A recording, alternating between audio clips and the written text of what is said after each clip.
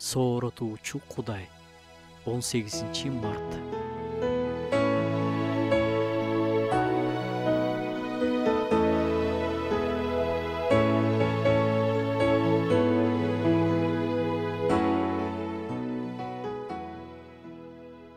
Забур китебинен окуп кетсек, менин жаным Теңирди даңкта, менин бүт ички дүйнөм анын ыйыгысмын даңкта. Менин жаным Теңирди даңкта, анын бардык жакшы иштерин унутпа. Ал сенин бардык мыйзамсыз иштериңди кечирет.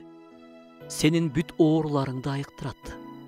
Сенин өмүрүңдү көрдөн куткарат. Ырайымы жана мээрими менен чулгайт. Сенин жашооңду жакшылыкка толтурат. Жаштыгың бүркүттүкүндөй жашарат.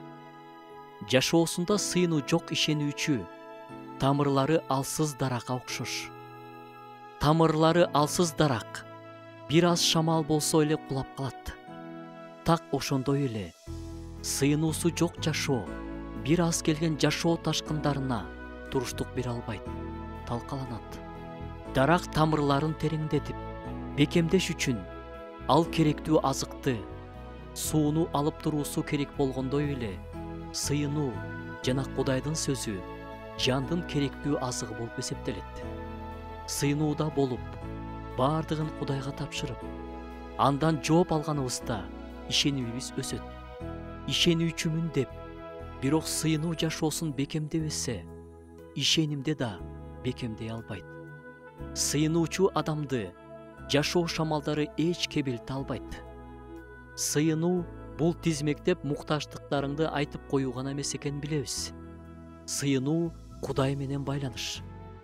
Сыйынууда болуш керек болгон эң биринчи нерсе бул Кудайга рахмат айтып, аны даңктоо. Кудайга биздин даңктоолорубуз жагат. Иса Машаяк аркылуу берген куткаруусу үчүн жана бардык камкордугу үчүн рахмат айтсак болот. Кээ бир ишенүүчүлөр сыйынуу учурунда даңктоо ырларында ырдашат. Бул да абдан сонун.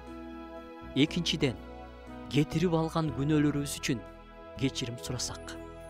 Күнөө дайыма Кудай менен биздин ортобузда тоскоол. Алаксыта турган нерселерди алып салып, сыйынганыбыз жакшы.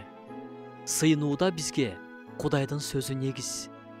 Сыйынууда туруктуу болсок, ишеним менен сыйынсак, жазуунун негизинде сыйынсак, Кудайдын көп кереметтерин көрө алабыз.